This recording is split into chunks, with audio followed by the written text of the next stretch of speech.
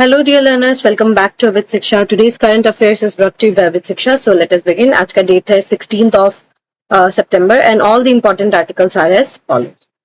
पहला है amid an export surge, trade deficit comes by 54%. तो ये बहुत एक अच्छा खुश हैप्पी न्यूज है हमारे लिए कि हमने जो है हमारा जो एक्सपोर्ट है उसको हमने इंक्रीज किया है और ट्रेड डेफिसिट है दैट इज इम्पोर्ट जो है हमने कम किया है that is very good of a news जो हमें इसके बारे में पढ़ना होगा. ठीक है. Second is Aadhaar is a part of statute that can be use by voters. ये बहुत एक इंपॉर्टेंट आर्टिकल इंटरेस्टिंग आर्टिकल आया है. क्या आधार को हम यूज कर सकते हैं as a part of you know for special intensive division. यहाँ पर क्या हम लोग यूज कर सकते हैं आधार को because Aadhaar is not a proof of citizenship rather it is a proof of identity. Right. ऐसा सुप्रीम कोर्ट का ही वर्डिक्ट है. So can we use it as Aadhaar because ये आधार जो है there are 12 documents. Okay 12 documents है. वी हैव 12 डॉक्यूमेंट्स जो proof कर सकता है कि आप सिटीजन हो कि नहीं. जैसे पासपोर्ट हो गया, देन ड्राइविंग लाइसेंस हो गया, then we have land records. Right. Then we have voter ID card. तो ये सब चीजें जो है ये हमारा जो है ये 12 डॉक्यूमेंट्स होते हैं जो कि हमारा प्रूफ करता है सिटीजनशिप को. यस 11 होते हैं एंड प्लस 1 इज आधार. ठीक है. तो ये 12 मिलके हमारा सिटीजनशिप का प्रूफ करता है. तो क्या हम आधार को यूज कर सकते हैं इसके ऊपर क्वेश्चन है. And last is armed forces vision 2047 unveiled. ये मुझे लगता है कि काफी इंटरेस्टिंग है, काफी इंपॉर्टेंट है. So let us look at all the news. First is amid an export surge trade deficit comes by 54%. ठीक है. तो अगर आप देखें यहाँ पर भी अगर आप देखेंगे तो ये क्या है मिनिस्ट्री ऑफ कॉमर्स ने यहाँ पर बोला है कि इंडिया का जो टोटल एक्सपोर्ट है वो इंक्रीज हुआ है फ्रॉम 69.8 सेकेंड थोड़ा सा फ्रॉम $69.2 बिलियन इन अगस्त 2025. ठीक है. हम लोगों का जो एक्सपोर्ट है वो पिछले साल कितना था 63.25%. अब हमारा इंक्रीज होके 69.2% हुआ. That means amid the crisis also amid the tariff charges also the export is very resilient. बहुत अच्छा परफॉर्म कर रहे हैं और हमने ये एक्सपोर्ट से कंपैरिजन में हमने इंपोर्ट भी बहुत कम किया है. इंपोर्ट भी हमने रिड्यूस किया है. ये क्या दिखाता है कि we are making in our own nation. ठीक है. हम अपने खुद के देश में ही बना रहे हैं. ठीक है. देखिए India's trade deficit contracted sharply over 54% to $9.9 billion. मतलब हमारा जो ट्रेड डेफिसिट है वो बहुत शार्पली रिड्यूस हुआ है. हमने एक्सपोर्ट ज्यादा किया है, इंपोर्ट कम किया है, रिडक्शन हुआ है. ठीक है. ये देखिए फ्रॉम टू $9.9 बिलियन. मतलब हमने सिर्फ $9.9 बिलियन का सामान इंडिया में मंगवाया है from $21.7 billion same last year. मतलब 2024 के अगस्त में हमने कितना मंगवाया था. 2024 के अगस्त में हमने 21.7 ऑलमोस्ट $22 बिलियन का सामान हमने इंपोर्ट किया था और 2025 में वो घट के $9.9 billion. That means a 54% reduction हमें देखने को मिला है. That is a very very good news. ठीक है. Primarily due to strong rise in exports and a notable decline in merchandise import. तो जो मर्चेंडाइज इंपोर्ट्स है उसमें हमने बहुत नोटेबल डिक्लाइन हमें देखने को मिला और हमने एक्सपोर्ट भी काफी किया. Total export grew by 9.3% year on year और 269.2 बिलियन. तो ईयर ऑन ईयर मतलब पिछले साल के अगस्त और इस साल के अगस्त के हम कंपैरिजन में हमने देखा ये 9.3% इंक्रीज भी है एक्सपोर्ट्स में. ठीक है. Driven by 6.7% increase in merchandise export. That means merchandise में हम बहुत ज्यादा पैसे जो है वो हमारे जाते थे तो हमने मर्चेंडाइज एक्सपोर्ट्स को कंट्रोल किया. और ये क्या है मर्चेंडाइज एक्सपोर्ट्स भी इंपोर्ट्स को हमने कंट्रोल किया और एक्सपोर्ट्स को हमने इंक्रीज किया. देखिए $1 बिलियन का हमें इंक्रीज देखने को मिला है 35.1 फ्रॉम 34.1. मतलब पिछले साल 34.1 बिलियन का हम लोगों ने नहीं I am sorry about that मैंने थोड़ा सा गलत बोल दिया. ठीक है. 35.1 बिलियन का हमने एक्सपोर्ट किया है. सर्विस मर्चेंडाइज एक्सपोर्ट्स में हमने 35.1 बिलियन से हमने एक्सपोर्ट्स किया है और ये 12.2% राइज है पिछले साल से. और सर्विस का जो एक्सपोर्ट है वो तो रोबस्ट है ही 34.1 बिलियन डॉलर्स. ठीक है. अभी ये एक इंटरेस्टिंग चीज क्या है यूएसए में हमने जो सामान भेजा वो अकेले 6.86 बिलियन डॉलर्स का सामान हमने उनको भेजा डिस्पाइट द 25% टैरिफ हमारे ऊपर लगाया हुआ है. 50% टैरिफ भी लगा हुआ है फिर भी हमने इतना सारा सामान भेजा. ठीक है. ऑन द इम्पोर्ट साइड जो है हमने देखा कि 7% का हमें श्रिंक देखने को मिला है, ठीक है। इम्पोर्ट्स जो है हम लोगों ने रिड्यूस किया है, मर्चेंडाइज के सेक्टर में स्पेशली हमने रिडक्शन जो है वो किया है, ठीक है। और सर्विस इम्पोर्ट्स जो है थोड़ा सा बढ़ा है, ठीक है। हम भी सर्विस लेते हैं पर सर्विस इम्पोर्ट थोड़ा सा इंक्रीज हुआ है, स्लाइट इंक्रीज हुआ है, लेकिन वो बैलेंस हो जाता है, ठीक है। The strong performance, export performance along with reduced imports dependence contributed to an improved trade balance. तो हमारा जो ट्रेड बैलेंस है वो पिछले महीने का इट वाज वेरी गुड, ठीक है, अगस्त के महीने का। As a result cumulative trade deficit for April August 2025 stood for 41.4 billion dollars, marking a 20.1% reduction compared to the period last year.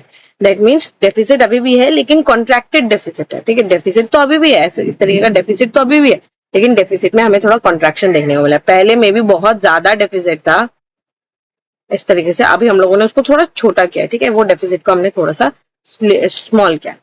Commerce secretary Sunil Barthwal credited government's policy measures and resilience of Indian exporters for the positive outcome of despite global economic and trade policy uncertainties, ठीक है।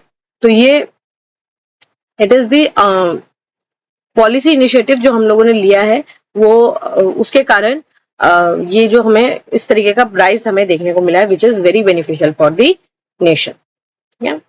Second is Aadhaar is a part of statute can be use by voters, ठीक है। ये section 23(4) है representation of people act का, ये allow करता है आधार को to be used as one of the proof, ठीक है।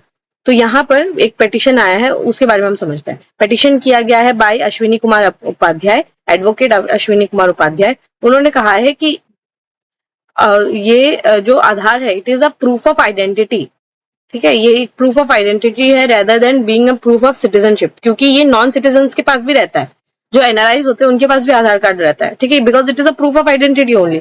Now how comes we can use this as as a proof of citizenship, क्योंकि ये जो वोट करना है it is an electoral process, right. ये तो सिटीजन के पास ये पावर होना चाहिए।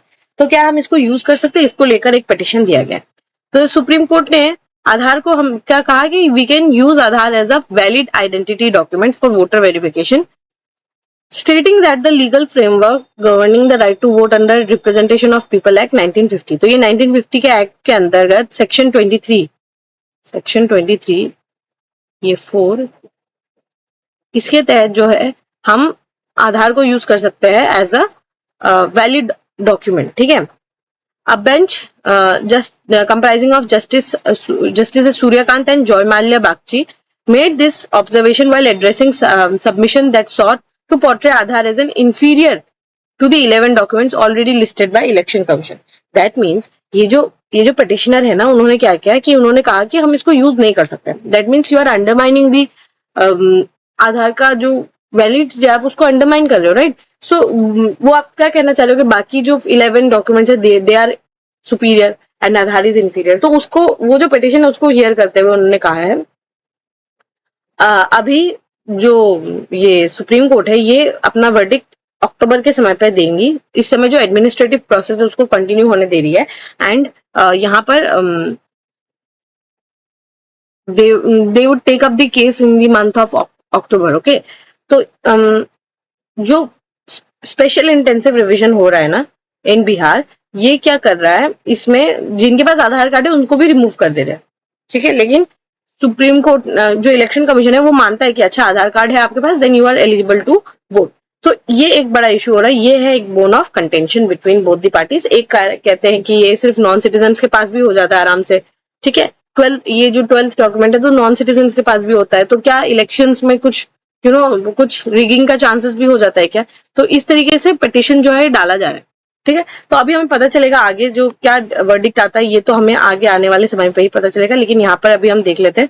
He insisted that Aadhaar should not be placed on par with documents like passport, driving license, land record। मैंने कहा ना कि जो पेटिशनर है उन्होंने कहा है कि आधार को हमें बाकी जो डॉक्यूमेंट्स है जैसे पासपोर्ट है, ड्राइविंग लाइसेंस है, लैंड रिकॉर्ड है, इनके एट पार हमें नहीं रखना चाहिए, ठीक है। दीज आर डिफरेंट थिंग, ये एक अलग चीज है, इसको हमें एक साथ नहीं रखना चाहिए। In response, Justice Bagchi pointed Section 23(4) of the Act, Representation of People Act of 1950, sorry about that, which allows Election Commission to use Aadhaar for authenticating entries in the electoral rolls, ठीक है। ये section 23(4) जो है ये empower करता है election commission of India को कि वो यहाँ पर कुछ डिसीजन ले सकते हैं विथ रिगार्ड्स टू आधार, ठीक है। आधार को वो एज अ प्रूफ मान सकते डॉक्यूमेंट, ठीक है। The court has now issued a notice on Upadhyay's petition along a scheduled hearing on October 7th, ठीक है। October 7th को एक शेड्यूल हियरिंग होगा कि इसका क्या प्रोसेस है, क्या क्या इसका चैलेंजेस है, वो सब चीज जो है वो October 7th को हमें पता चलेगा. So that day it will be important. It emphasized that the final judgment will prevail over any administrative action taken in the meantime, ठीक है। तो ये क्या है, जो फाइनल एक्शन लिया जाएगा, फाइनल एक्शन में क्या हो सकता है, क्या हम मान सकते हैं, अगर हाँ तो जितने भी लोगों को डिलीट किया गया है उनका हम आधार कार्ड को उनको हम वैलिड वोटर्स प्रूफ करेंगे, ठीक है। और अगर हम आधार को इनवैलिड मानते हैं तो जिनको भी आधार के थ्रू दिया गया है, ठीक है, वोटिंग का राइट्स दिया गया है, उनका भी आधार वो छीन लिया जाएगा। तो ये जजमेंट के ऊपर प्रिवेल करेगा. So it will be important judgement, ठीक है, ये it will be an important judgement. हम इसको October 7th पे you will do the discussion regarding that, ठीक है. Very very it is going to be very important, ठीक है. Last is armed forces vision 2047 unveil, ठीक है. तो यहाँ पर अगर आप देखें प्राइम मिनिस्टर नरेंद्र मोदी, यहाँ पर आप देख सकते हैं कि ये सारे बड़े dignitaries, Shri chief of defence staff है यहाँ पर, एंड देन श्री अजीत डोभाल जी है, देन प्राइम मिनिस्टर मोदी है, देन रक्षा मंत्री है, देन यहाँ पर जितने भी सारे डिग्नेटरीज हैं यहाँ पर सब प्रेजेंस, उनका जो प्रेजेंस जो है यहाँ पर काफी एक इम्पोर्टेंट पिक्चर जो है वो दिखाता है हमें. तो कंबाइंड कमांडर्स कॉन्फ्रेंस जो है ये चल रहा था, CCC जिसको हम कहते हैं. तो यहाँ पर प्राइम मिनिस्टर मोदी ने इसको अटेंड किया.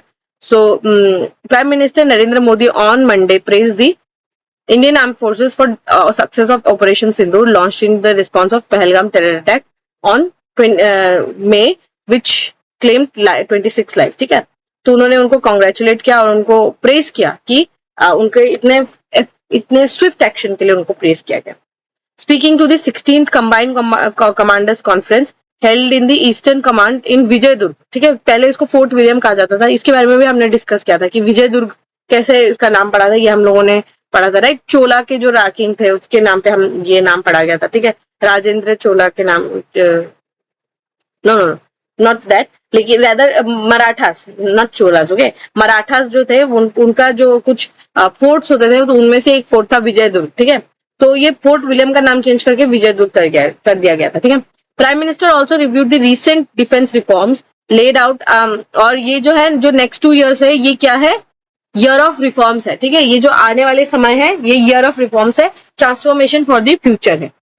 He emphasized the need for a greater self-reliance, modernization and innovation in defense to keep pace with the rapidly evolving global challenges and technologies. कि हमें rapidly जो changing scenarios है उसमें किस तरीके से हमें वर्क करना है, किस तरीके से हमें ट्रांसफॉर्मेशन लाना है, उसके बारे में एम्फसाइज यहाँ पर किया गया. Modi also acknowledged armed forces role not only in security like operations like Operation Sindoor but also in natural disasters, जैसे landslides वगैरह आते हैं तो वहां पर आर्मी जो है डिप्लॉय किए जाते हैं, राइट.